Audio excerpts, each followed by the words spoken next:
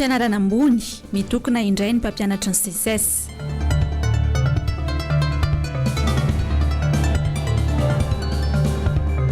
Fitobahan'ny fako mivangongy ihany koa ny etsy Andraisoro.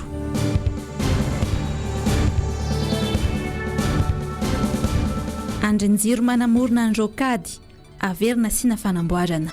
Manantitra ny arabo ambam-pirarintso anareo tompokalasy sy tompom-bavy ary manasa ihany koa anaraka ny vaovao eto amin'ny fahitalavitra MPS. Efa herinandro mahery zay no tsisy paka ny fako tetsy amin'ny faritry Andraisoro tsara honenana iny. Vokatry izay dia tsy maintsy nandray fanapahan-kevitra ny komina Antananarivo renivohitra sy ny teny toerana ary dia noalebiazana ilay faritra zany zay natao anatobiana ny fako. Izany anefa dia tokony andraikitry ny eo anivon'ny Sanva. Ravo Razafy Mahenina no mitatitra ny vaovao teo amin'ny sarin'ny Toky Ramarola. Menao anatin'ny loto sy ny fofona tanteraka ny mponina Andraisoro tsara honenana. Isaky ny 3 andro no tokony androaka ny fako eto ny Samva. Saingy efa herinandro izao dia tsy nandalo teto intsony izy ireo. Voateriniditra antsehatra nanamboatra ny fitoeram-pako ny komina Antananarivo renivohitra ny herinandro lasa teo analana fahasahiranana ny mponina ny tanjona. Amin'ny lakamisy zimoana nanamboarana an'io. Dia hatramin'izao zao mbola tsisy paka ny zôrdira aloha hatramin'izao.Amijaly mihitsy izay aloha eto amin'ity zôrdira ity satria zao avy misavovona be sady tsisy paka ny zôrdira ny loto esy an-dany ny lalitra mahasiravina izay ny tena marina aloha mahasiravina be mihitsy. Izay mba ingaviana zay mba tokony alaina mihitsy le zôrdira zany sanandro tokony mba sorona mihitsy nefa tena zaly le vahoaka eto. Tsisy tabapako afa-tsy io. Ako isaky ny 2 andro na 3 andro dia vangongo le fako. Nefa tokony hoe mba alaina ihany le izy taka le fangatana amin'ny Sanva. Maka an'ity fako ity isaky ny anatin'ny 2 andro na 3 andro. Mijaly le vahoaka eto tsisy tabapako afa-tsy io ihany. Efa diovana aloha eto amin'le fako tena maloto e. Maloto le fako. Fa tena misy fotoana ary io ndrendray efa 5 andro, 4 andro zay vao misy maka le fako. Dia zay zany ny tena hoe le fahadiovana aloha zany amin'le fako tena maloto. Lalitra mijaly be mihitsy zay amin'le lalitra mikopaka lalitra tena maloto e. Maloto. Voaresaka matetika ny tsy fahampiany fitaovana eo am-pelatanan'ny Sanva anatanterahany asany. Efa tsy misy tsy mahalala sy tsy mahita nefa ny fisindreo fiarabe sy ireo tabapako vaovao be natompo tao Tomasina.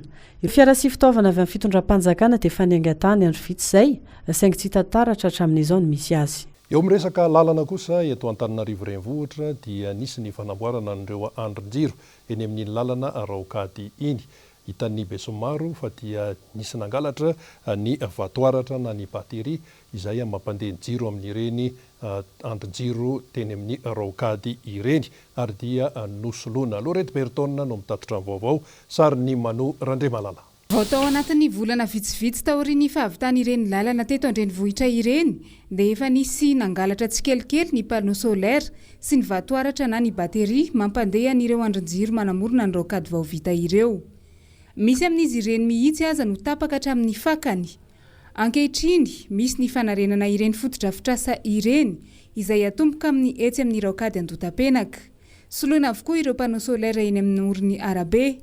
Ny orinasa izay nanamboatra ny lalana eny an-toerana ihany no manolo ireo kojakoja amin'ny andrin-jiro ireo.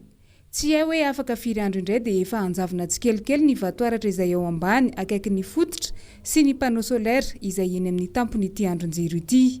Soa ho an'ny fiarahamonina sy fitsinjovana ny mpampiasa lalana rehetra no antony ametrahana ireny andrin-jiro manazava ny moron'arabe ireny.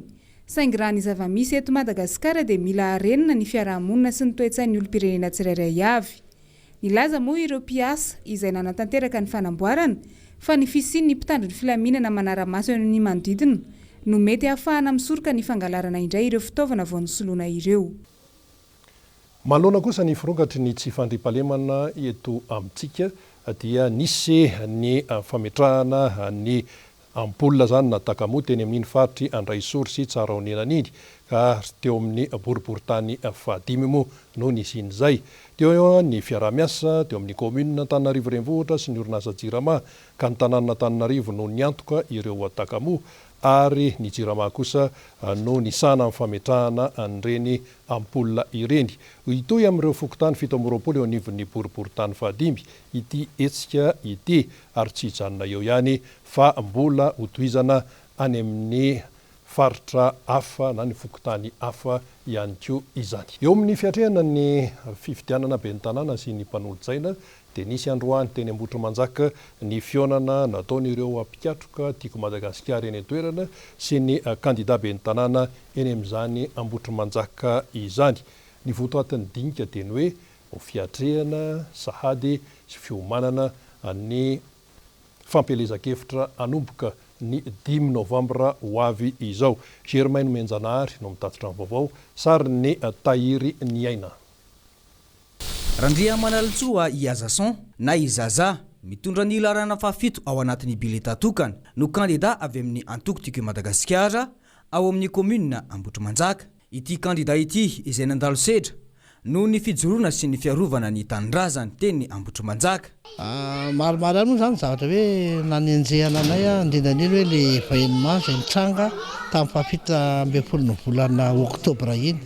Dia iny moa zany mbola mandeha ny fitsarana dia izay matokoana ny fahendren'ny fitsarana satria fa misy antony mazava tsara hoe zay anisan'ny olona tsy nandray anjara mihitsy tamin'ny fafita 20 volana oktobra iny. Iny zany dia tiana hoe manao fanambarana ho reta amin'ny rendanitra fa tsy misy fiatraikany amin'ny makandida anay ato anatin'ny tanàna Ambohitrimanjaka. Dia androany zany zay koa dia nanao ny fametrahana an'ireo komity ny fampelezakevitra izay hanomboka amin'ny 5 novambra ho avy izao. Fankalala eto ireo solitena na ny antena ny tim isaky ny fokotany tanatin'ny commune Ambohitrimanjaka misy fokotany 20. Mitohy ny lalany vonina hitondra avo ny faneva ho an'ny antoko Madagasikara ao amin'ny commune Ambohitrimanjaka Izaza. Ny sabotsy zao no fantatra fa ampafantarina amin'ny fomba ofisialy amin'ny mponina Ambohitrimanjaka ny mahakandida azy sy ireo mpanolo-tsaina miaraka aminy. Ao anatin'izay fanomanana amin'ny fifidianana be ny tanàna sy ny mpanolo-tsaina izay ihany dia nisy ny dinika izay anotanterahana teny amin'ny foibe ny seni teny Alarby. Ny dinika tamin'izany dia nifantoka indrindra ny amin'ny tsara ho fantatra momba ny fiatrehana an'izany fifidianana kominaly izany andro vitsy mialohan'ny fiatrehana ny fampelezakevitra. Lorette Berton no tatotra ny vaovao, sary ny Mano Randrimalala. Efa mambolana maro no tsy nisy mponina intsony any amina fokotany maromaro ao Toliara faharoa no ny tsy fandriam-pahalemana sy ny fisian'ny mpampandry tany any an-toerana. Nanamafy ny seni fa araka ny didy amandalana miisa 5 izay mifehy ny fifidianana eto Madagasikara dia amina antony tsy azo anoharana na cas de force majeure ihany no ahafahana mamindra toerana na manova bureau fandatsaham-bato amina toeram-pifidianana iray. Voafaritra mazava tsara izany antony tsy azo ialana izany dia ny fahamaizana sy ny loza voajanahary. Lalàna foana zany no mitondra an'le izy hoe le bureau de vote zany dia ho napetraka zany ao anatina toerana misy fokotany zany le izy. Tsy dia tena mitenir compte loatra zany hoe firy ny ahoana ny fomba fananana an'le fokotany eo zany fa rehefa hoe misy fokotany misy bureau de vote dia misy lisy mpifidianana zany zay ny fomba fipetraka an'le izy. Tsika tsy afaka ny hoe afaka ife zany hoe tsy maintsy mipetraka eto amin'ity toerany ity reo olona zay ao anatin'ny lisy mpifidianana zay voafaritra ao anatin'ny bureau de vote. Vinavinaina ho vita mialohan'ny 17 novambra ny fanontana ny bileta tokana ampiasaina amin'ny fifidianana be ny tanàna sy ny fifidianana mpanolo-tsaina hoy ny voamieram-pirenena mahaleo tena misahana ny fifidianana. Efa vonina ireo atota taratasy mpifidianana isan-karazany sy ireo kojakoja samihafa izay ilainy. Tantsoro karabola sy ara-teknika avy amin'ny tetikasa SACEM avokoa no nahazony izany. Dia manomboka ny fahavalon'ny volana novambra zany ny senia dia hanomboka anao déploiement ny entana ary tokony ao anatin'ny bulletin unique zany fa fotsiny ny toerana zay alavitra indrindra zany no alefatsika mialoha dia ny faritra Tananarivo zany ny farany dia ny colisage sy ny zavatra rehetrarehetra manodidina an'ireo entan'ireo dia mbola mila fotoana ihany koa no anaovantsika ananazy zany amin'ireo le magasin de stockage ny seni zany. Isan'ina sy naresaka ny lafin'ny arabola sy ara-pitaovana ary ny fitondran-tena tokony ananan'ny kandida sy ny olom-pirenena ary ireo fikambanana samihafa mpikirakira ny fifidianana. Samy manana ny andraikiny ireo mba hampizotra tsara araka ny lalàna ny fifidianana. fa tamin'ireo fifidianana efanatreana teto amin'ny firenena dia nisy ny natsoina hoe charte de bonne conduite. Amin'ity fifidianana ben'ny tanàna sy mpanolotsaina ity dia isindray izany izay ho asaina ho soniavin'ireo kandida. Nampahafantarina teny amin'ny seni ny momban'io fanazavana avy hatrany. Nareo izay ndrotsaka mpilatsaka hofideny ben'ny tanàna sy mpanolotsaina dia miangaro zahay. Misy torolalana izay verinay hoe tokony iraisantsika satria vahaolana lehibe isin'ny fampatokisan'ny mpifidy sy ny fidiny. Inareo dia nijoro hanatany zoma olona, nijoro hanatany sotroavina malagasy. Manaiky ianareo ary matoky zahay fa matonareo irotsaka dia hanaty mantsakany sy andavany reo toky rehetra izay omenareo ho amin'ny vahoaka mpifidy anareo, teny omenareo dia ho ajainareo hoentina mampanoso amin'ity firenentsika ity. Anao izay sy ny fifidianana madio ihany koa nareo, anetika izay tena endrika mety isin'ny kolikoly sy famitaam-bahoaka amin'ny fizarana ireo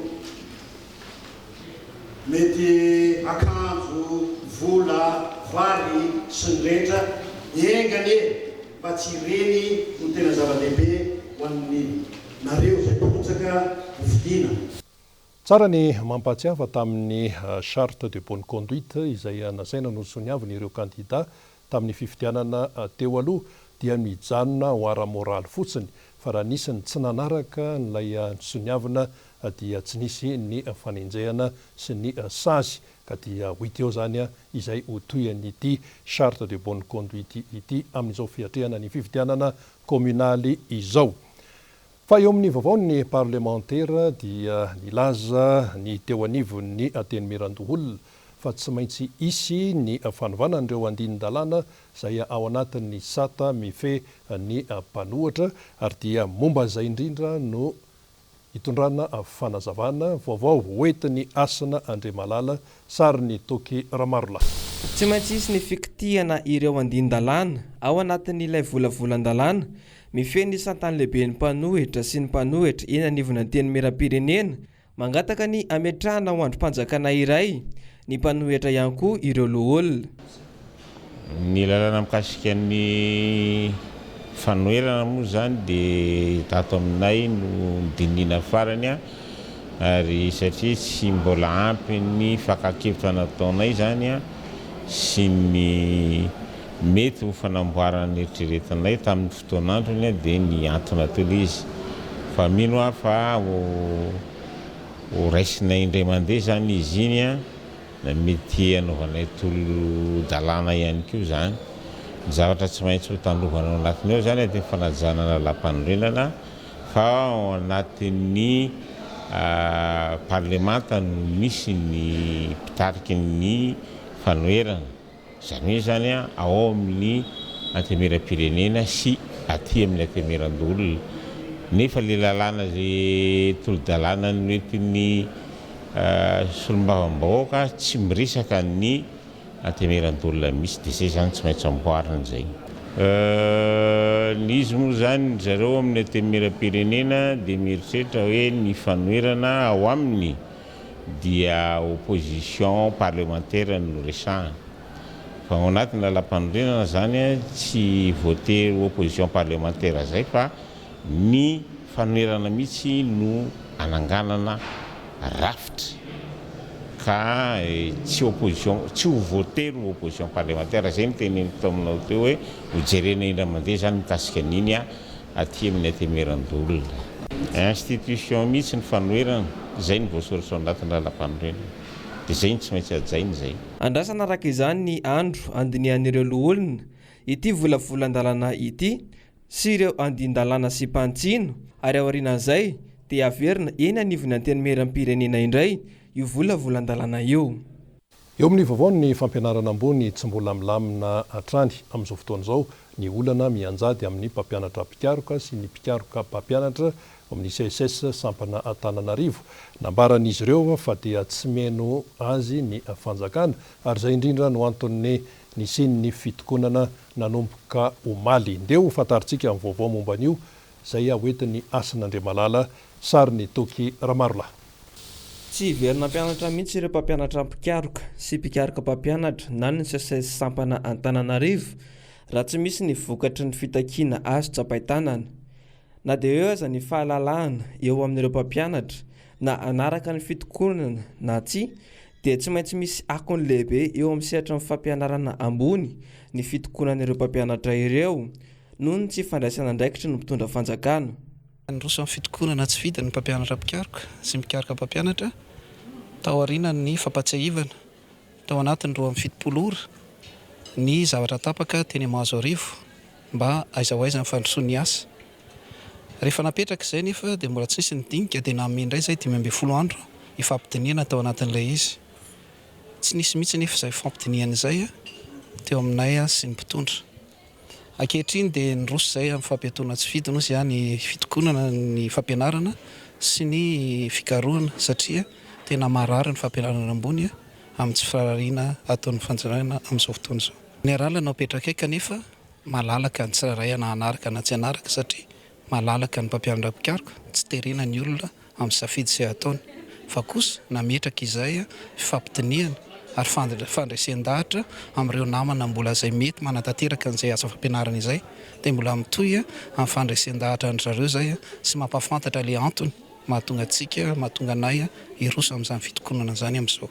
Tsy haivina fa efa nisy ny fihaonana teo amin'ny mpampianatra mpikaroka sy ny praiminisitra lehiben'ny governemanta ny volana aprily lasa teo ka nisan'ny takin'ireo mpampianatra ireo ny reklaseman'ny mpampianatra mpikaroka ny fandoavana ny tampikarama sy ny fanadiadiana lalina ho an'ireo mpampianatra mpikaroka misotro ronono. Eo amin'ny tontolon'ny fiarina maro ny tanora no tsy mahafantatra izay alalakale rehefa miditra eo amin'ny sehatry ny fitadiavana asa. Nisy arendroany ny famelabelara-kevitra ho an'ny tanora ny totsaina teny Akorondrano teny ka ny vovonana anankiray misehatra amin'ny fampandrosoana ny an-tanan-dehibe sy ny any ambanivohitra no nitondra ny fanazavana momba ny tsara ho fantatra momba an'izay. Teny toerana ihany koa ny mpanao gazety ny MBS Ravo Razafy Mahenina teo amin'ny sarin'ny Toky Ramarola. Tsy ampy amaly ny filan'ny orinasa eto an-drenivohitra ny fahamaroan'ireo tanora malagasy mitady asa isan-taona. Maro an'ireo manana diplôma no manao asa tsy zarizary na tsy mifanaraka akory amin'ny fianarana nataony. Anetsiny isan-taona nefa ny mpianatra no mivoaka fianarana manerana ny nosy tsy hita manangasanga akory ireo tetika asa marobe nanaovan'ny fitondram-panjakana lokaloka. Sarotra ny fitadiavana asa amin'izao na dia manana diplôma ny ankizy dia tsy mifanaraka amin'ny diplôma ananany no asa ataony satria tsy maintsy voatery manao ilay asa hitany izy satria tsy maintsy misy zaro zany an-trano, tsy maintsy mila vola izy. Ny tanora zany manana heritreritra foana hoe any Antananarivo misy asa dia andao hoany.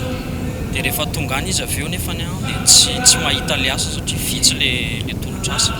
Dia rehefa avy eo amin'izay izy tsy manao ninina intsony fa mirenireny fotsiny eny.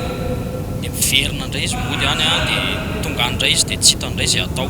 Tsikaritra fa eto an-drenivohitra no mbompionan'ireo mpitady asa mitombo isa ny mpivarotra amoron-dalana vitsy ihany koa ireo misitraka ny karama farany ambany izay ny fanekena. Olana eo amin'ny tontolo politika sy ny toe-karem-pirenena misy ankehitriny ve izany? Ny fahitana asa sy ny asa mihitsy no tsy misy eto amintsika eto Madagasikara ka nisan'izany no niantsehana tanora avy ao amin'ny centre mamiratra izany hoe ananganana an'izay centre izay hijerevana hoe inona marina ny olana amin'ny sehatry ny asa izany hoe inona zany ilay olana dia avy eo inona ny vahaolana azo entana izany hoe anisan'izany zany ny fametrahana ny formation maro isan-karazany ao anatin'izay. Telo volana eo ny faharetan'ny fanofana no omeny ity fikambanana ity ho an'ireo tanora vao mitady asa. Ireo marefa ara-pivelomana aloha no ampiny fikambanana miankina amin'ny fivoaran'ny tsirairay kosa ny fahazoany asa na tsy. Ivadika lafim-baovao hafa mihitsy isika ho totsaina ny 13 sy ny 14 Novambra 2024 ho avy izao ny fanadinana fifaninanana idirana mpianatra sandary zany eto amintsika andiany fa 5:20 moa izy ty araka ny tatitra izay anoetiny teo anivon'ny gendarmerie pirenena. Inory fitiavana no mitondra amintsika ny vaovao momba izay.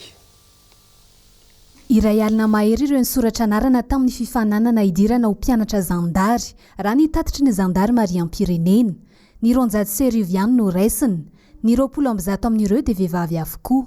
Amin'izao fotoana izao zatsika dia eo amin'ilay fotoana fanaovana ny fanamarinana ireo antotan-taratasy rehetra ary aorian'izay zany dia efa afaka andefa sahady an'ireo fiantsoana ho an'ny olona izay afaka hiatrika ny fanadinana. Dia tsara ihany koa ny malamarika fa miara-miasa tanteraka ao anatin'io fifaninanana io zany ny ministeran'ny asa-panjakana sy ny bromalietena miady amin'ny kolikoly izay efa niara-miasa tamin'ny gendarmerie pirenena moa zany hatramin'ny taona maromaro lasa izay.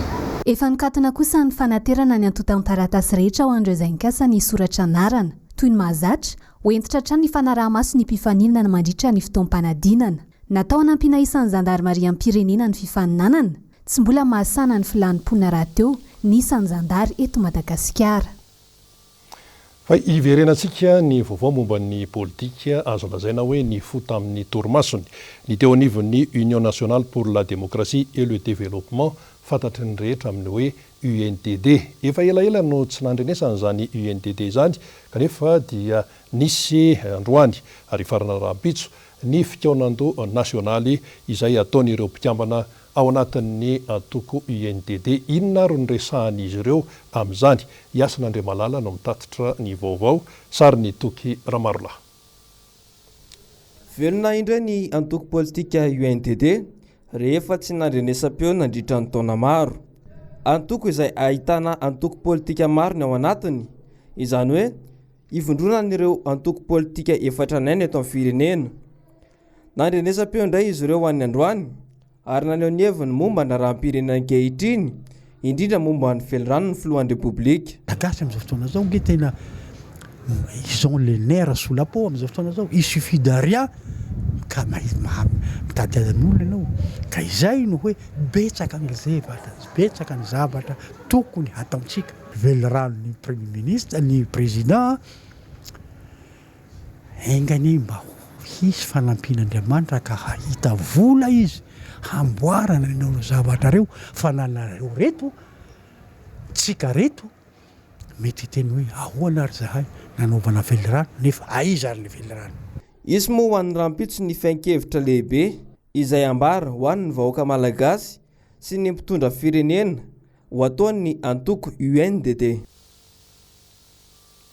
Fa anisan'ny vaovao nisongadina atao anatin'ny 4 ora ny fametraha-pialana izay nataon'ny tale général ny teo anivon'ny OMS izany, tsy iza fa i Laurent Rajonarvelo.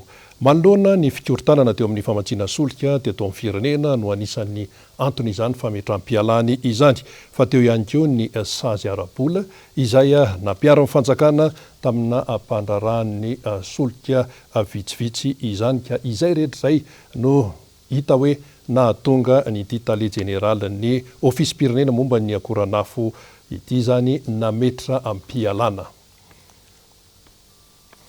Fa akoatran'ny izay dia mbola ilain'ny be sy maro amin'izao fotoana izao ny fahafantarana an'ireo lalana tapaka eto Antananarivo renivohitra izay maromaro ihany. Ny fahalalana an'izany mialoha dia ahafahana mandray fanapahan-kevitra amin'ny fiainana andavanandro sy ny ahafantarana hoe aiza ny lalana izay aleha. Ndeha ho arahantsika ny momba an'izay. Ny fiadidinan'ny tanàna Antananarivo renivohitra dia mampandreny be sy ny maro, indrindra ireo mpampiasa lalana. Fa mba hampizotra tsara ny asa fanamboaran-dalana izay ataon'ny orinasa Kolasy dia rindra toy izao manaraka izao ny fifamoivoizan'ny fiara rehetra tsy ankanavaka. Ny alatsinainy 20 oktobra 2024 ka hatramin'ny alarobia 30 oktobra 2024 voarara ho an'ny fifamoivoizan'ny fiara rehetra tsy ankanavaka ny ampahan'ny lalana eo anelanelan'ny Carrefour Ambodivona ka hatreo amin'ny FJKM Ambohimanandray. Ireo fiara rehetra te hiazo iny lalana iny dia mandray avy hatrany ny lalana any Atodina sy Ambohimandroso. Ny alakamisy 30 oktobra 2024 ka hatramin'ny alatsinainy 30 novambra 2024 indray voarara ny fifamoivoizan'ny fiara rehetra ny ampahany lalana eo anelanelany FJKM Ambohimanandray ka hatreo amin'ny Carrefour Ambodimita ny andro ny alakamisy 1 Oktobra 2024 ka hatramin'ny alatsinainy 4 Novambra 2024. Voarara ho an'ny fifamoivoizan'ny fiara rehetra ihany koa ny ampahany lalana eo anelanelany Carrefour Ambodimita ka hatreo amin'ny Carrefour RN4 sy ny DIG RN58A ny andro ny talata 10 Novambra 2024 ka hatramin'ny alatsinainy 1 Novambra 2024. Ireo fiara te hiazo iny lalana iny dia mandray ny DIG Andranomena ka hatreny Ambodimita. Fa tonga kosa izao isika amin'ny antsoina hoe vavalatsaka atao anatin'ny vaovao ny fahitalavitra MBS aleo omena ny solofoery avy hatrany ny sehatra momba an'izay.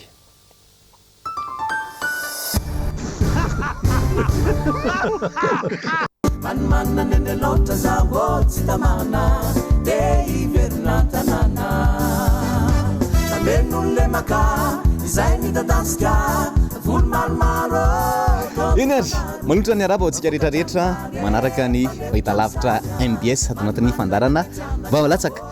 Rehefa maheno an'izay iry zay isika dia manana tokoa any amin'ny faritra aloatra iny. Satria tamin'ny herinandro iny dia tandata nanolotra tamin'ny fomba ofisialy ny kandida izay natolotry ny antoko tiako Madagasikara amin'ny fifidianana ben'ny tanàna. Dada rehefa mandalo dia misy zavatra mitoetra foana eo ary tsy ho adin'ny olona mihitsy izay fandalovan'ny dada izay fa dia misy ny soa foana tazana ao anatin'izany fitsidiana izany. Raha mijery zao tsika dia teny dada hoe teny kandida itony ny mpanolo-tsaina, ireto ny mahafinaritra, ireto ny mety, ireto ny vedety. Dia tsy izy aloha mbola tsy nizara t-shirt na kaskety fa mbola nampafantatra fotsiny izy hoe ireo ny kandida natolotry ny antoko tiako Madagasikara any amin'ny faritra aloatra any. Dia ankoatr'izay dia niaino etaetan'ny olona ihany koa dada.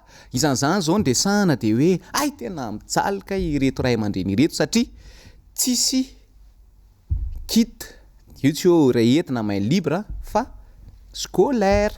Amin'ny fampidirana mpianatra moa zany dia teny an'izay moa zany ireo olona. Ankoatr'izay ihany koa ny cantine scolaire satria amin'izay mba mazotozoto hoe mba potripotrefina sasa malagasy mahafinatra ihany koa zany. Dia any tena hoe sopotro ny vary any ihany koa no ahitana an'izany hoe karazana vary sy ny famokarana vary eto Madagasikara izany. Dia mba mana tena fivoarana sy miandranitra fandrosoana tanteraka ny mponina avy any aloatra any. Dia rehefa misy an'izay fandalovan'ny dada izay dia araka nambaraka teo hoe misy foana ny zavatra mitoetra dia tsy ho adin'ny olona mandrakizay.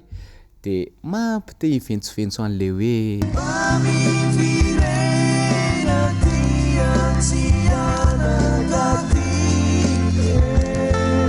mahafinaritra aoka izany. Ny hira zany rehefa milamindamina dia andihizan'ny olona blouse foana io zany tsy misy hoe inona hoe inona fa dia izay aloha zany ny fandarantsika androany. Mankasitraka anao nahatra nanjeratra amin'ny farany veloma tompoko.